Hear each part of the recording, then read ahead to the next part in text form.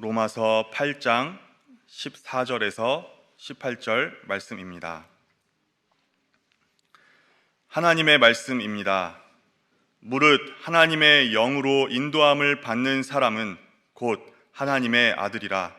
너희는 다시 무서워하는 종의 영을 받지 아니하고 양자의 영을 받았으므로 우리가 아빠 아버지라고 부르짖느니라. 성령이 친히 우리의 영과 더불어 우리가 하나님의 자녀인 것을 증언하시나니, 자녀이면 또한 상속자 곧 하나님의 상속자요 그리스도와 함께한 상속자니, 우리가 그와 함께 영광을 받기 위하여 고난도 함께 받아야 할 것이니라. 생각하건대 현재의 고난은 장차 우리에게 나타날 영광과 비교할 수 없도다. 아멘. 귀한 찬양 감사합니다. 네, 우리 성도님들 지난 한 주간 동안도 평안히 잘 지내셨습니까? 네, 아직도 계속 영하의 날씨가 계속되고 있는데 조금만 기다리시면 곧 봄이 옵니다. 네, 자, 우리 같이 앞뒤 좌우에 계신 분들과 인사 좀 나누실까요? 네, 반갑습니다. 잘 지내셨죠? 잘 오셨습니다. 주님의 은혜와 평강이 함께 하시기 바랍니다. 네.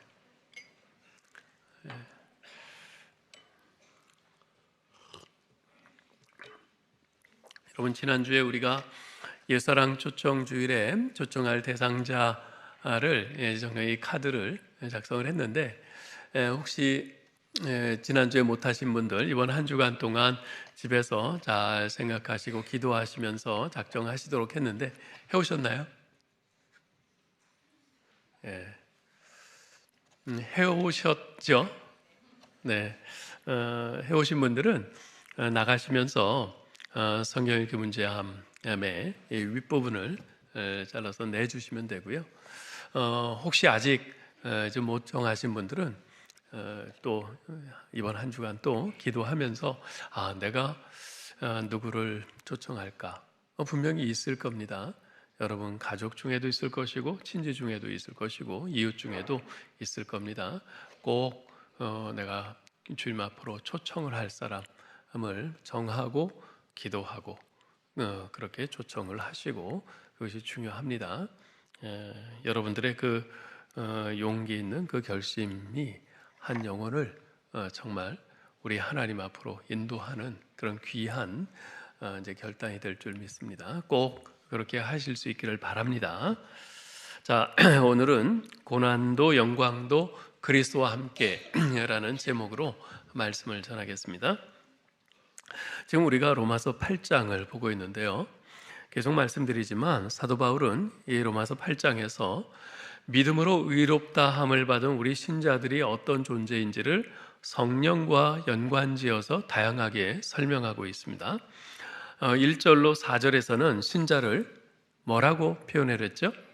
그리스도 예수 안에 있는 자라 그랬어요. 그러면서 그리스도 예수 안에 있는 자는 결코 정죄받지 않도록 생명의 성령께서 그를 죄와 사망의 법에서 해방시키셨다고 선언합니다. 뿐만 아니라 성령께서는 신자를 율법이 요구하는 바 거룩한 삶으로 나아가도록 이끈다고 했죠. 이어지는 5절로 8절에서는 예수 믿는 신자를 영을 따르는 자, 성령을 따르는 자라고 하면서 영을 따르는 자는 마땅히 영의 생각을 해야 한다고 강조했습니다. 그래야 하나님을 기쁘시게 할 수 있으면 물론이고 자신도 생명과 평안을 누릴 수 있다고 그랬죠. 이어서 지난주에 우리가 본 9절로 13절에서는 예수 믿는 신자를 뭐라고 했습니까? 성령이 내주하시는 자, 성령이 이 안에 거주하시는 바로 그런 사람이라고 했죠. 그러면서 성령이 내주하시는 자는 육신에게 져서 육신대로 살지 말고 영으로서 몸의 행실을 죽이는 삶을 살아야 한다, 이렇게 역설했습니다. 오늘 본문에서 사도 바울은 예수 믿는 신자를 또 다른 표현으로 말하고 있습니다. 어떻게 표현합니까? 그리스도인은 하나님의 자녀라고 합니다. 그리스도는 하나님의 자녀입니다. 우리 14절로 16절을 같이 읽어보죠. 무릇 하나님의 영으로 인도함을 받는 사람은 곧 하나님의 아들이라.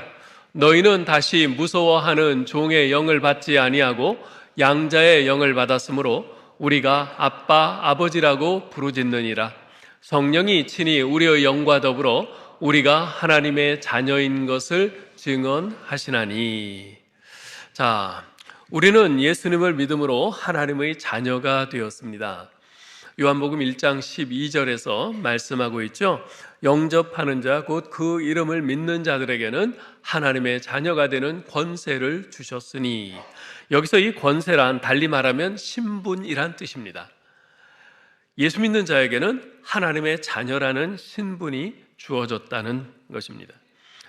자, 그런데 우리 예수 믿는 우리를 하나님의 자녀라고 할 때 거기에 담긴 아주 중요한 의미가 있습니다. 그것은 뭐냐면 예수 믿는 모든 신자는 하나님의 가족이다 라는 의미입니다. 예수 믿는 모든 신자는 전부 하나님의 가족입니다. 바울은 에베소서 2장 19절에서 이렇게 말씀하죠. 읽어볼까요? 그러므로 이제부터 너희는 외인도 아니요 나그네도 아니요 오직 성도들과 동일한 시민이요 하나님의 권속이라. 이 권속이란 말은 가족이라는 말입니다. 사도 바울은 이방인 크리스찬인 에베소 교인들을 향해서 이제부터 너희는 하나님의 권속이다, 하나님의 가족이다 라고 선언합니다. 이것은 당시로서는 아주 센세이셔널한 그런 선언이었습니다. 왜냐하면 당시 그 누구도 하나님을 믿는 우리 신자들이 하나님을 아버지요, 하나님을 믿는 신자들은 너와 나는 서로 형제다 이렇게 생각을 해본 일이 없기 때문입니다. 그러나 사실 성경은 처음부터 이것을 말씀하고 있습니다. 이 세상에 존재하는 모든 기관들과 단체들 가운데서 하나님께서 만드신 공동체는 가정과 교회밖에 없습니다. 하나님께서는 가정을 만드셨고 또한 교회를 만드셨습니다. 에덴 동산에서 첫사람 아담의 옆구리가 터지고 갈비뼈가 뽑혀 나오고 피가 흐른 다음에 하와가 만들어졌죠. 그 결과 가정이 만들어졌습니다. 골고다 언덕에서 둘째 아담이신 예수님의 옆구리가 창에 찔리고 물과 피가 쏟아진 다음에 교회가 만들어졌습니다. 이 사실이 의미하는 바가 무엇입니까? 가정과 교회는 동일한 DNA, 동일한 유전자를 가지고 있다는 것입니다. 따라서 가정은 교회 같아야 하고요, 교회는 가정 같아야 합니다. 누군가가 말했듯이 가정은 작은 교회이고 교회는 큰 가정입니다. 따라서 하나님의 자녀들의 모임인 교회는 하나님의 가족으로 부활해야 합니다. 하나님의 자녀들인 모임인 교회가 하나님의 가족으로 부활해야 한다. 이 말이 어떤 의미일까요? 여러 가지를 말할 수 있겠지만은 가장 본질적인 거 하나만 좀 말씀드리려고 합니다. 오늘날 적지 않은 교회들이 가정으로서의 그 DNA를 버리고 자꾸만 세상의 조직들이나 기구들을 닮아가려고 합니다. 마치 세상의 사업체 같은 방식으로 운영되어 갑니다. 세상의 조직이나 기구들은 지위와 서열에 근간을 두고 모이죠. 군인은 계급에 따른 서열이 아주 분명합니다. 모든 사람들은 그 서열에 절대 복종해야 합니다. 일반 회사에서는 어떻습니까? 각 사람의 업무 수행 능력에 따라서 그 사람의 연봉과 지위가 결정되지 않습니까? 그러나 가정은 다르죠. 아이는 태어나는 것 그 자체로 가족의 권리를 얻습니다. 아픈 아이라 해서, 장애아라 해서 집 밖으로 쫓겨나는 일이 없습니다. 아니, 오히려 더 많은 관심과 사랑을 받습니다. 아무것도 할 줄 모르고 아파서 그저 누워있기만 한 그 아이가 나머지 건강한 형제들보다 더 많은 관심과 사랑을 받는 것, 이것이 바로 가정의 특성입니다. 어느 가정이든 잘난 사람이 있고 그보다 좀 못한 사람이 있기 마련입니다. 똑똑한 사람이 있는가 하면 별로 똑똑하지 못한 사람도 있습니다. 건강한 사람이 있고 병약한 사람도 있습니다. 성공한 사람이 있는가 하면 실패한 사람도 있습니다. 근데 그 모두가 한 자리에 모여 있다고 한번 생각을 해보죠. 어쩌면 우리는 그 자리에서 똑똑하고 성공한 사람에 대해서는 자랑스러움을 느끼는 반면 별로 똑똑하지 않고 실패만 거듭하는 사람에 대해서는 좀 창피함을 느낄지도 모르겠어요. 그렇다 하더라도 태어나는 순간 우리 모두는 한 가족입니다. 못났다 해서, 실패만 한다 해서 그와 내가 한 가족이라는 이 태생적 속성이 파기될 수는 없는 겁니다. 그래서 시인 로버트 프로스트는 그런 말을 합니다. 가족이란 내가 가면 받아주지 않을 수 없는 곳이다. 가족이란 내가 가면 받아주지 않을 수 없는 곳이라. 이 세상은 딱 규정이 정해져 있죠. 자기들 기준에 맞는 사람만 받아줍니다. 그러나 가족은 그렇지 않아요. 가족은 이 세상 어디에서도 우리를 안 받아줘도 우리가 마지막으로 갈 수 있는 우리의 최후의 보루와도 같은 곳이에요. 우리의 마지막, 우리가 기댈 수 있는 그 피난처이고 보금자리입니다. 이 세상의 모든 조직 내에서는 강한 자를 무너뜨려야 내가 그 자리에 올라설 수 있습니다. 그러나 가정은 다르죠. 강한 자들을 무너뜨리지 않고서도 약한 자들을 강하게 만드는 곳이 바로 가정입니다. 19명의 자녀를 낳아 키웠던 요한 웨슬레의 어머니는 이렇게 말합니다. 내 자식들 중 누구를 더 사랑하냐고요? 아픈 자식이 나을 때까지는 그 자식을, 집 나간 자식이 돌아올 때까지는 또 그 자식을 나는 더 사랑합니다. 이렇듯 서로를 한 가족으로 인정하고 진정 서로의 실수와 실패에 대해서 눈을 질끈 감고 기꺼이 용납하고 받아주는 교회, 이것이 바로 하나님의 자녀된 사람들이 모인 교회가 부활해야 할 모습인 것입니다. 우리 아이가 만 16살이 되어서 운전면허를 따기 위해서 운전 연습을 하던 때가 기억이 나는데요. 미국에서는 16살이면 이제 운전면허를 따요. 이제 이 아이가 자꾸만 운전하게 해달라고 조르는 거예요. 이제 그때 정도 되는 아이들은 이제 어떻게든 좀 운전해보고 싶잖아요. 그것이 나도 운전해봤다 뭐 이런 좀 프라이드도 생기고요.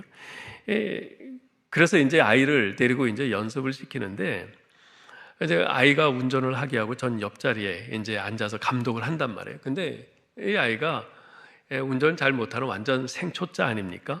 운전하는 게 너무너무 위험해요. 그걸 옆에서 보고 있노라니 그냥 진땀이 막 납니다.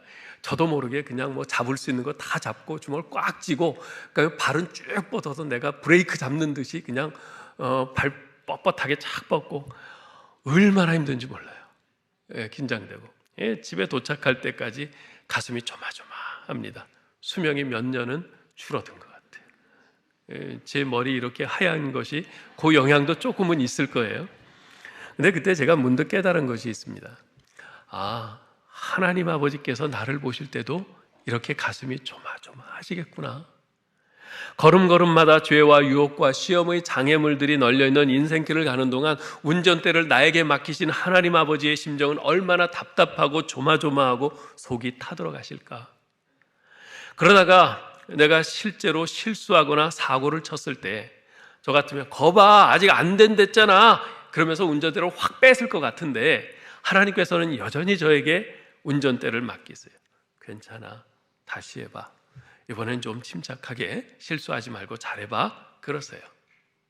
하나님 아버지께서는 우리가 아직 공사 중임을 잊지 않으세요. 우리가 진행 중인 것을 너무나 잘 알고 계세요. 그래서 에베소서 2장 22절에서는 그렇게 말하죠. 너희도 성령 안에서 그리스도 예수 안에서 함께 지어져 가느니라. 진행 중인 존재라는 겁니다. 우린 공사 중이라는 거예요. 완성된 존재가 아니라는 겁니다. 이처럼 가장 가슴이 조마조마하실 하나님 아버지께서는 끊임없이 인내하시면서 우리를 용납하시고 격려하시죠.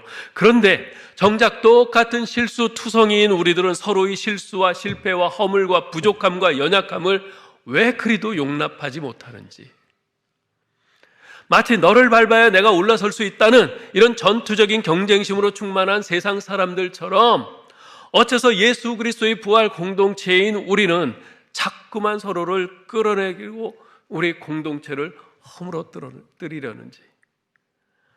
사랑하는 성도 여러분, 교회는요, 우리 신자들, 하나님의 자녀들이 모인 우리 교회는 하나님의 가족으로 부활되어야 합니다. 상대가 어떤 모습일지라도 서로 받아주고 용납할 수 있는, 결국에는 내가 돌아갈 곳은 교회밖에 없다. 이 마음이 들 수 있는 그런 하나님의 가족으로, 그런 가족 공동체로 부활해야 할 줄 믿습니다. 자, 그런데요, 여러분, 우리는 하나님의 자녀라는 신분을 받았다고 그랬죠? 이 신분에는 항상 특권이 따릅니다. 신분이 높으면 높을수록 특권은 더욱 큽니다. 그래서 사람들이 온갖 부정과 편법을 써서라도 국회의원이 되고 뭐가 되고 그러려고 애쓰는 것 아니겠어요? 예수 믿는 신자의 신분은 하나님의 자녀라고 했습니다. 자, 그래서 우리 성도들은 하나님의 자녀로서 갖가지 특권을 누리게 됩니다. 구체적으로 어떤 특권들이 있을까요? 오늘 본문에서 세 가지 특권을 말씀합니다. 먼저 이 세상에 사는 동안 성령의 인도하심을 받습니다. 14절을 읽어볼까요?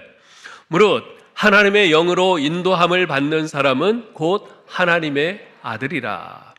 성령님께서는 하나님의 자녀들을 주권적으로 다양하게 인도하십니다. 다양한 방식으로 인도하세요. 그러나 그분이 우리를 인도하겠다고 약속하신 주된 방식은 두 가지입니다. 첫째, 성경 말씀을 조명해 주심으로써 우리를 인도하세요. 예수님께서는 초유 만찬 석상에서 제자들에게 이런 말씀을 하셨습니다. 요한복음 14장 25절 26절인데요. 읽읍시다. 내가 아직 너희와 함께 있어서 이 말을 너희에게 하였거니와 보혜사 곧 아버지께서 내 이름으로 보내실 성령 그가 너희에게 모든 것을 가르치고 내가 너희에게 말한 모든 것을 생각나게 하리라. 사실 우리가 예수 믿기는 하지만 우리의 마음, 성경에서 마음이라고 할 때는 여기가 아닙니다. 마음이라고 할 때는 여기예요. 우리의 이 생각, 우리의 이 마음은 유한해요. 한계가 있어요. 그리고 여전히 죄로 더럽혀져 있기 때문에 우리가 어떤 상황에 직면했을 때 무엇이 옳고 그른지 제대로 분별하고 판단하지 못할 때가 많습니다. 그럴 때 우리 안에 내주하시는 성령께서 하나님의 말씀을 통해서 그분의 자녀된 우리를 깨우쳐 주시고 인도하십니다. 이것이 바로 성령의 조명하심입니다. 우리가 성경을 읽으며 묵상하다 보면 불현듯 말씀이 깨달아지는 때가 있어요. 전에 똑같이 그 말씀을 읽었었는데 그때는 전혀 깨닫지 못하고 그냥 지나갔었는데 이번에 불현듯 깨달아지는 그런 때가 있어요. 성령께서 그 말씀의 뜻을 우리에게 깨닫게 해주시는 겁니다. 또한 어떤 상황 속에서 갑자기 그 상황에 꼭 들어맞는 말씀을 생각나게 해주시고 또 그 말씀으로 내가 어떻게 해야 될지를 판단하게 해주시는 그런 경우들이 있어요. 성령께서 그 상황의 의미를 우리에게 알려주시는 거죠. 이처럼 성령님께서는 우리에게 하나님의 말씀을 깨닫게 해주시고 생각나게 해주셔서 우리가 어떻게 해야 될지, 무슨 말을 해야 될지 우리에게 알려주시고 인도해 주십니다. 자, 둘째, 어떻게 인도하시는가? 우리 안에 거룩한 소원을 주심으로써 우리를 인도하십니다. 우리를 향한 하나님의 기대와 목표가 뭐죠? 하나님의 기대와 목표는 우리가 예수 그리스도를 닮아가는 것입니다. 그런데 예수 그리스도를 닮아간다는 것은 참으로 멋진 일이지만 결코 만만한 일이 아닙니다. 아니, 만만하기는커녕 힘들고 고통스럽고 아주 지난한 일입니다. 왜냐하면 주님을 닮아가기 위해서는 주님과 닮지 않은 나의 모난 성품과 어그러진 행실들을 다 깎아내버려야 하기 때문이죠. 이제까지 익숙했던 것들을 포기하고 버린다는 것은 아주 상당히 고통스럽고 힘든 일입니다. 그러나 힘들다고 해서 고통스럽다고 해서 포기할 수는 없는 일입니다. 페이퍼라는 잡지의 편집장인 황경신이라는 작가가 참 멋진 말을 했어요. 가야 할 한 가지 이유가 가지 말아야 할 100가지 이유에 선행한다. 인생은 그런 힘으로 흐른다. 예수님을 닮아가려고 할 때 때론 힘들고 때론 고통스럽고 때론 내가 좋아하는 것을 포기해야 하고 때론 억울함도 견뎌야 하고 때론 내 자신의 희생도 감수해야 하지만 그럼에도 불구하고 그것을 포기할 수 없는 한 가지 이유는 그것이야말로 나를 진정 하나님 앞에 살아있는 존재로 참 하나님의 자녀로 만들어주기 때문입니다. 그 한 가지 이유가 예수님 닮아가는 삶을 포기하고 싶도록 만드는 수백 가지 이유들에 선행하는 것입니다. 그런데 예수님 닮아가는 삶이 그렇게 고통스럽고 힘든 것만은 아닙니다. 불가능한 것이 아닙니다. 우리가 충분히 자신감을 가질 만한 이유가 있습니다. 그것은 하나님께서 우리로 하여금 이러한 소원을 갖고 행하도록 우리 안에서 역사하시기 때문입니다. 사도 바울은 빌립보서 2장 13절에서 이렇게 말씀하시죠. 읽읍시다. 너희 안에서 행하시는 일은 하나님이시니 자기의 기쁘신 뜻을 위하여 너희에게 소원을 두고 행하게 하시나니. 이 구절을 의역하면 이런 말이 됩니다.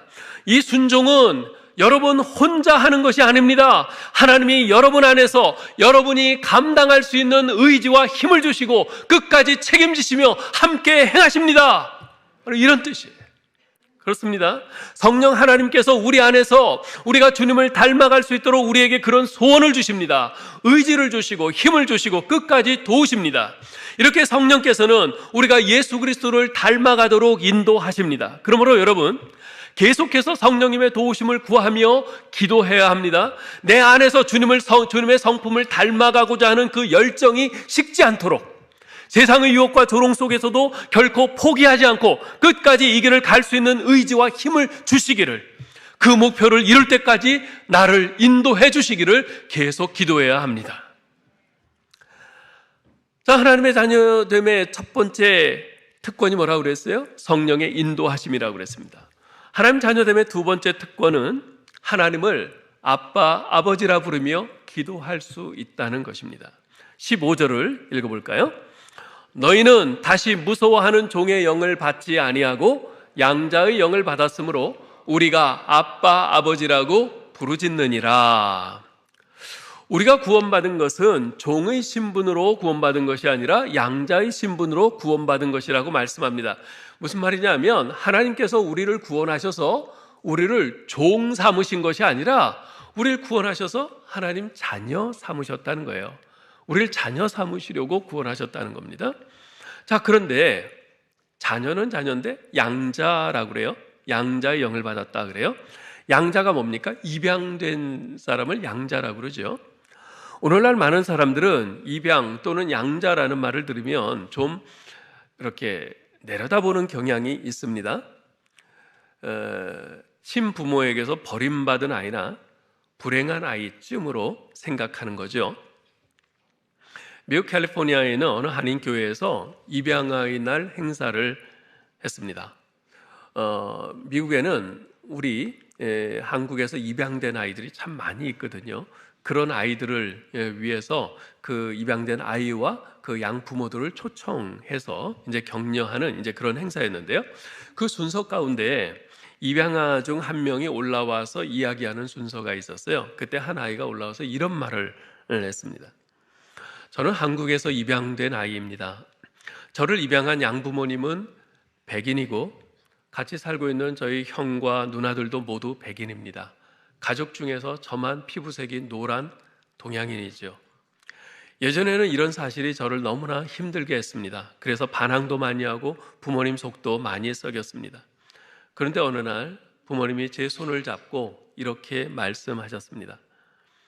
얘야, 네 형들과 누나들은 어쩌다 보니까 우리에게서 태어나 우리의 아들, 딸이 된 것이지만 너는 우리가 우리의 의지로 선택한 아이란다. 우리 가슴으로 낳은 아들인 거야. 사랑한다, 아들아. 부모님의 그 말을 듣고 더 이상 저는 입양아라는 것이 부끄럽지 않았습니다. 아니, 오히려 자랑스러웠습니다. 그래서 저는 나는 부모님이 의지적으로 선택한 아들이야 라고 자랑스럽게 말하고 다닙니다. 어떻게 공감이 되십니까? 바울 당시 로마 문화에서 양자에 대한 의식과 위상이 바로 이러했습니다. 특히 입양된 아들은 때로는 친자녀보다 더 높은 위상과 특권을 가졌어요.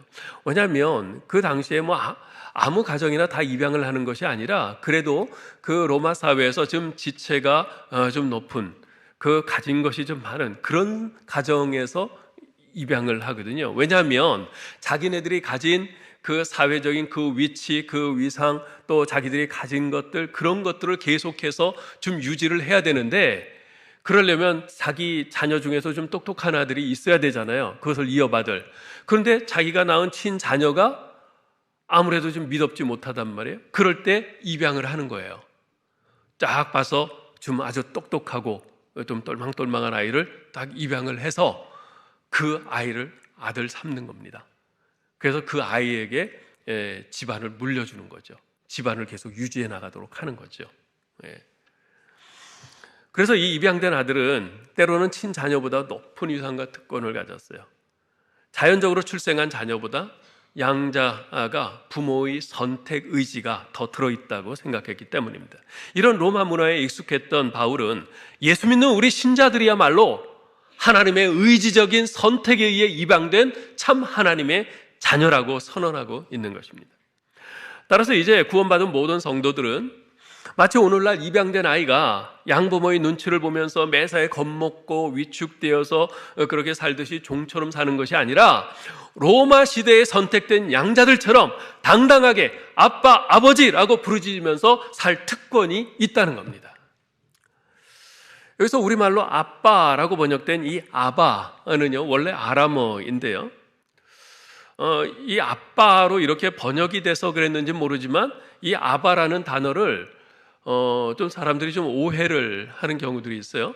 이건 마치 어린아이가 아빠, 아버지를 부를 때 쓰는 그런 용어다라고 하는데 그렇지 않습니다.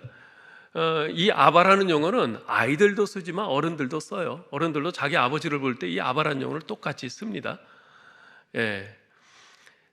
이 아바라는 말이 어떤 의미냐면 친밀하고 다정하며 나의 의지가 되는 아버지, 또는 두려움이나 불안함이 전혀 없이 내가 마음 놓고 다가갈 수 있는 아버지를 뜻합니다. 그래서 예수님께서는 제자들에게 기도를 가르쳐 주시면서 하늘에 계신 우리 아버지여 라고 기도하라고 하셨죠. 이 말은 천지 만물을 창조하시고 다스리시며 심판하시는 절대 주권자 하나님께 어떠한 두려움이나 불안함 없이 언제든지 안심하고 나아가서 기도하라는 것입니다. 그것이 회개이든 감사이든 찬양이든 간구이든 불평이든 아니면 하소연이든 내가 하고 싶은 어떤 말이라도 하나님 아버지 앞에 나아가서 다 말하라는 것이에요. 안심하고 다 말하라는 것이에요. 그분은 너의 어떤 모습도 다 사랑으로 받아주시는 아버지이시니 안심하고 나아가서 다 털어놓으라는 것이에요. 그게 기도입니다.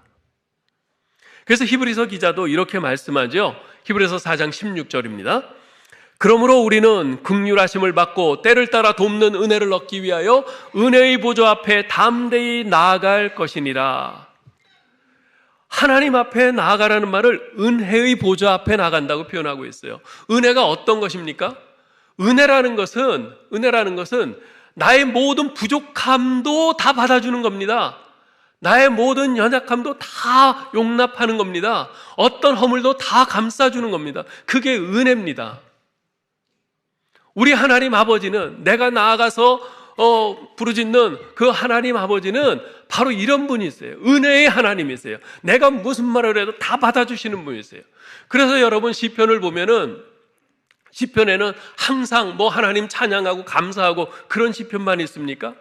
어떤 때는 정말 이런 게 들어있어? 싶을 정도로 하나님께 막 불평하고 원망하고 하는 그런 내용도 다 들어있어요.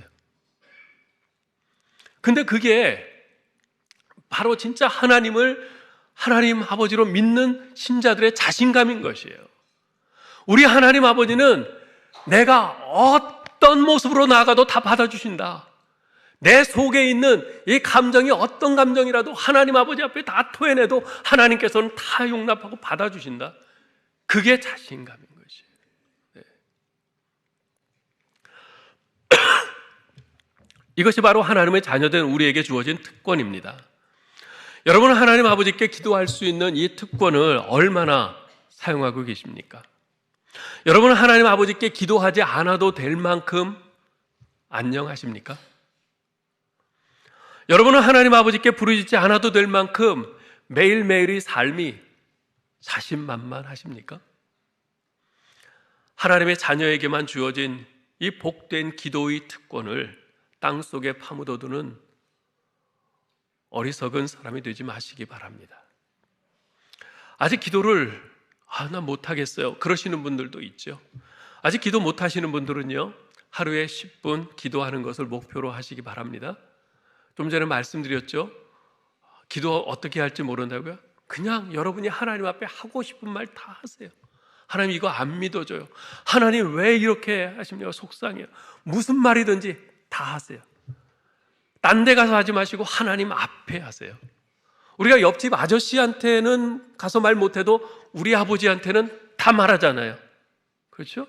하나님 아버지 앞에 그렇게 기도하는 겁니다. 이미 기도하고 계신 분들은요, 기도 시간을 10분 더 늘리는 것을 목표로 하시기 바랍니다. 새벽 기도회나 금요 기도에 참석하시는 것도 좋겠죠. 박윤선 목사님께서는 죽기 내기로 기도하라 강조하셨습니다. 죽기 내기로 기도하라. 무슨 말입니까? 기도 안 하면 죽는다. 기도 안 하면 난 죽는다. 이 심정으로 기도하라는 겁니다. 기도 안 하면 진짜 우리 영혼은 죽습니다. 사랑하는 성도 여러분, 우리의 기도는 결코 허공을 치는 메아리로 끝나지 않습니다. 살아계신 하나님께서 들으십니다. 신실하신 하나님께서 반드시 응답하십니다. 그래서 예레미야 29장 12절 13절에서 이렇게 말씀하시죠. 읽어볼까요? 너희가 내게 부르짖으며 내게 와서 기도하면 내가 너희들의 기도를 들을 것이요 너희가 온 마음으로 나를 구하면 나를 찾을 것이요 나를 만나리라. 아멘. 네. 안심하고 나아가 부르짖으시기 바랍니다. 자, 하나님의 자녀됨의 세 번째 특권이 있습니다. 그것은 하나님의 상속자가 되는 것입니다. 하나님의 상속자가 되는 거예요. 17절 상반절을 읽어보죠. 자녀이면 또한 상속자 곧 하나님의 상속자요 그리스도와 함께한 상속자니. 하나님의 자녀라는 말은 하나님의 상속자라는 의미입니다. 그렇지 않습니까? 누가 아버지 재산을 물려받습니까? 자녀가 물려받잖아요. 그래서 자녀는 곧 상속자인 거예요. 자, 그런데 우리가 하나님의 자녀로서 하나님의 상속자인데 어떤 상속자라고 그러세요? 그리스도와 함께한 상속자라고 그래요. 예수 그리스도와 함께 공동 상속자라는 것이에요. 이 얼마나 어마어마한 말씀입니까? 우리가 예수 그리스도와 공동 상속자라니요. 이게 어찌 보면 좀 말이 안 되는 것 같아요. 예수는 본래 하나님의 아들이시지만 우리는 어때요? 우린 죄로 말미암아 영원히 죽을 진노의 자식이요 마귀의 자식 아니었습니까? 그럼에도 불구하고 하나님께서 우리를 선택하시고 은혜를 베푸셔서 다만 믿음만 보시고 여러분과 저를 양자 곧 상속자로 삼아주셨어요. 그것만도 감지덕진데 근데 예수 그리스도와 공동 상속자래요. 예수 그리스도와 공동 상속자라는 말은 무슨 말이냐면 예수 그리스도가 물려받는 것을 우리도 다 물려받는다는 것이에요. 로마서가 쓰여질 당시 로마 사회에서는 이 양자 제도가 잘 정착되어 있었습니다. 그래서 양자가 되면 친자와 동일한 법적 권리를 가집니다. 그 대표적인 예가 네로 황제죠. 이 네로 황제는 클라우디우스 황제의 친아들이 아니었습니다. 입양된 양자였어요. 그런데도 아무 하자 없이 황제가 되어서 온갖 특권을 다 누렸죠. 우리도 마찬가지입니다. 과거에는 비참한 죄인이요 진노받을 자였지만 이제는 어엿한 하나님의 상속자가 된 것입니다. 자, 그렇다면 하나님의 자녀인 우리가 그리스도와 함께 상속받을 것은 무엇입니까? 17절 하반절에서 이렇게 말씀하고 있어요. 읽어봅시다. 우리가 그와 함께 영광을 받기 위하여 고난도 함께 받아야 할 것이니라. 우리가 그리스도와 함께 장차 영광을 받게 될 것이라고 말씀을 합니다. 우리는 하나님이 주실 영광을 그리스도와 함께 소유하게 될, 상속받게 될 자들입니다. 하나님이 주실 영광이 뭡니까? 그것은 곧 부활의 영광이요 신의 성품에 참여하는 영광이며 천국의 영광이요 주와 함께 세세토록 왕노릇하는 영광입니다. 그냥 생각만 해도 그냥 황홀하죠. 베드로전서 1장 4절에서는 이렇게 말씀해요. 썩지 않고 더럽지 않고 쇠하지 아니하는 유업을 있게 하시나니 곧 너희를 위하여 하늘에 간직하신 것이라. 우리가 부모에게서 물려받는 것은 얼마 지나지 않으면 없어질 것들입니다. 쇠할 것들이에요. 그러나 하나님께서 우리에게 주실 영광, 그 부활의 영광, 신의 성품에 참여하는 영광, 천국의 영광, 주와 함께 세세토록 왕노릇하는 이 영광은 썩지 않고 더럽지 않고 쇠하지 아니하는 영원한 유업입니다. 우리는 이것을 약속받은 자들입니다. 자, 그런데 우리가 명심할 것이 있습니다. 하나님의 상속자로서 우리는 영광만 상속하는 것이 아니라는 사실입니다. 고난도 함께 상속하는 것입니다. 예수님과 함께 영광을 상속하는 것처럼 예수님과 함께 고난도 받아야 합니다. 우리가 17절 하반절을 다시 한번 읽어보죠. 우리가 그와 함께 영광을 받기 위하여 고난도 함께 받아야 할 것이니라. 우리는 영광의 상속자인 동시에 고난의 상속자인 것이죠. 근데 문제는 우리가 영광의 상속자가 되기는 갈망하지만 고난의 상속자가 되기는 기피한다는 것입니다. 하나님을 보고 싶은 갈망은 있지만 마음이 청결한 자가 하나님을 볼 것이라고 했는데 자기 마음을 청결하게 하지는 않습니다.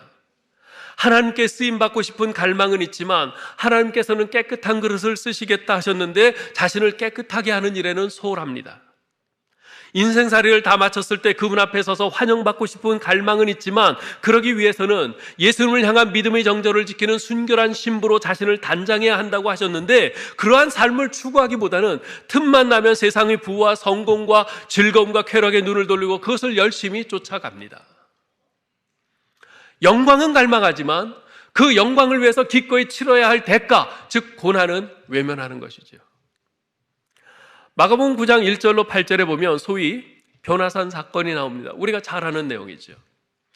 예수님께서 영광스러운 모습으로 변화되셔서 모세와 엘리야와 함께 계신 모습을 베드로와 야고보, 요한이 보았어요. 그때 그 제자들 반응이 어땠습니까? 그들이 너무나 황홀해서 이렇게 말합니다. 베드로가 예수께 고하되 라삐여, 우리가 여기 있는 것이 좋사오니 우리가 초막셋을 짓되 하나는 주를 위하여 하나는 모세를 위하여 하나는 엘리야를 위하여 하사이다 하니 이는 그들이 몹시 무서워하므로 그가 무슨 말을 할지 알지 못함이더라. 그러한 영광의 황홀경을 체험한 세 제자들은 그곳에서 내려오고 싶지 않았어요. 그래서 베드로가 대표로 초막셋을 지어서 그곳에서 살자고 예수님께 말씀드렸습니다.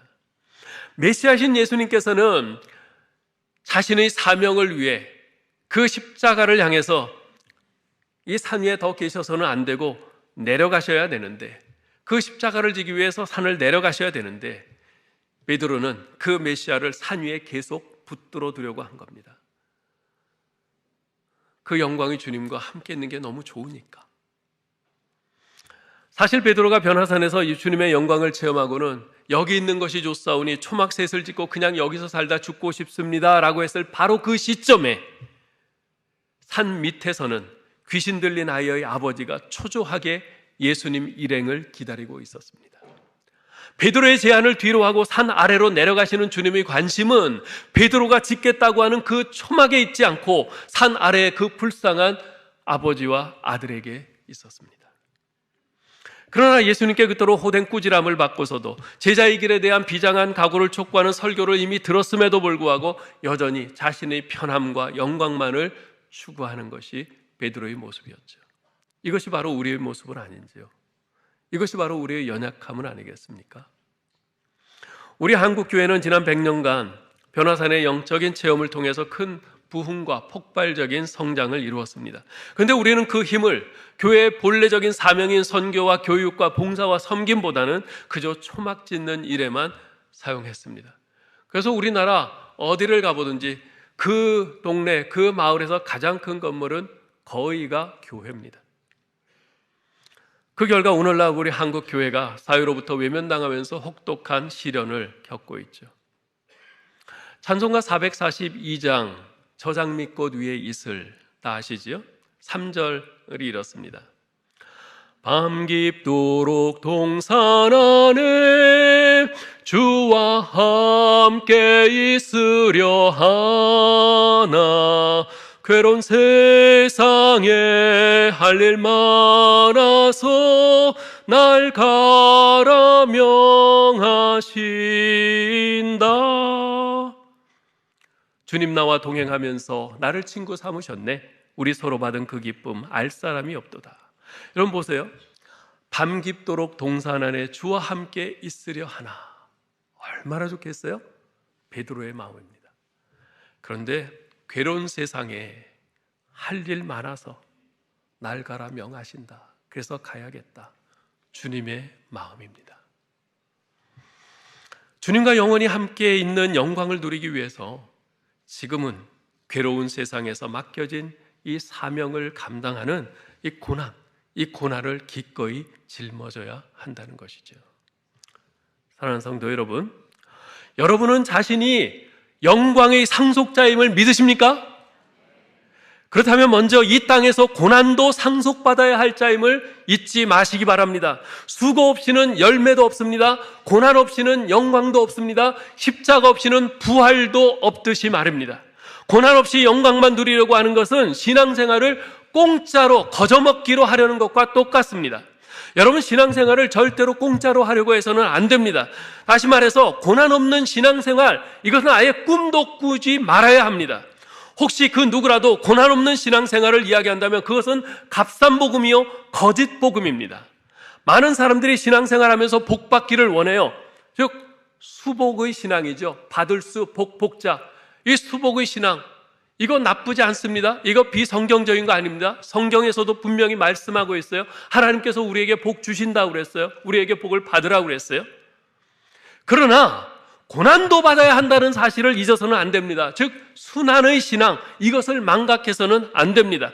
수복의 신앙과 순환의 신앙, 이것이 겸비되지 않으면 아무리 교회를 오래 다녀도 절대 신앙이 성장하지 못합니다. 오히려 시험에 들어 넘어지고 맙니다. 종래는 신앙생활을 포기하고 맙니다. 전에 한번 말씀드렸는데요, 정호승 시인이 쓴 내 등의 짐이란 시를 다시 한번 좀 말씀드리려고 합니다. 내 등에 짐이 없었다면 나는 세상을 바로 살지를 못했을 겁니다. 내 등의 짐 때문에 늘 조심하면서 바르고 성실하게 살아왔습니다. 이제 보니 내 등의 짐은 나를 바르게 살도록 한 귀한 선물이었습니다. 내 등에 짐이 없었다면 나는 사랑을 몰랐을 것입니다. 내 등에 있는 짐의 무게로 남의 고통을 느꼈고 이를 통해 사랑과 용서도 알았습니다. 이제 보니 내 등의 짐은 나에게 사랑을 가르쳐준 귀한 선물이었습니다. 내 등에 짐이 없었다면 나는 아직 미숙하게 살고 있을 것입니다.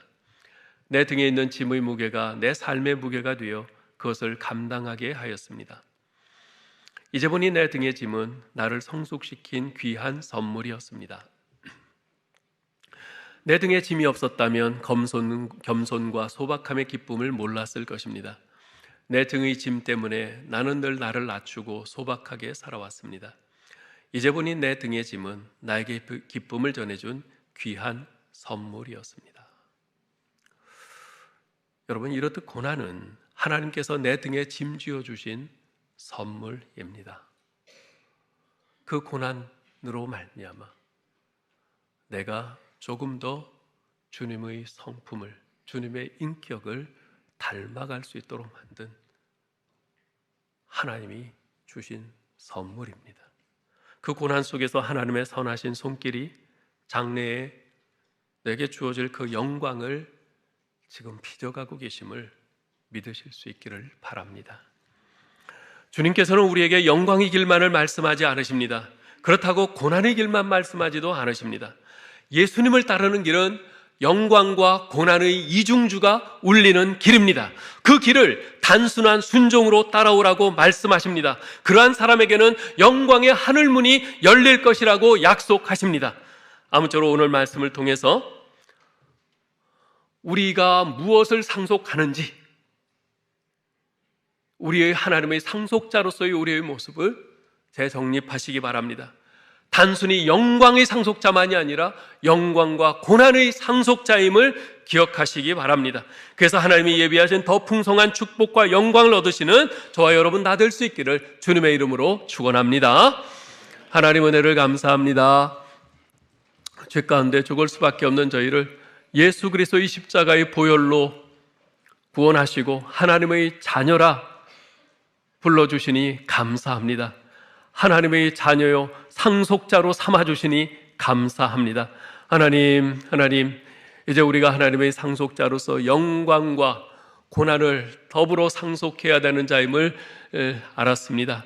아버지요, 우리 주님께서는 우리에게 주실 그 영광을 준비하고 계신데 이 땅에서 우리가 그 영광을 향해 나아가면서 짊어지고 가야 할 고난을 피하지 않게 하여 주옵소서. 우리가 기꺼이 감당케 하여 주옵소서. 우리 힘으로는 연약해서 쓰러질 수밖에 없사오니 성령님께 의지하면서 간구하면서 아버지께 부르짖으면서 힘과 능력과 의지와 열심을 또 열정을 공급받아서 기꺼이 이 고난을 감당해 나가고 우리 주님께서 우리에게 허락하실 그 영광을 상속받는 우리 모두 되게 하여 주옵소서. 우리 주 예수 그리스도의 이름으로 기도하옵나이다. 아멘.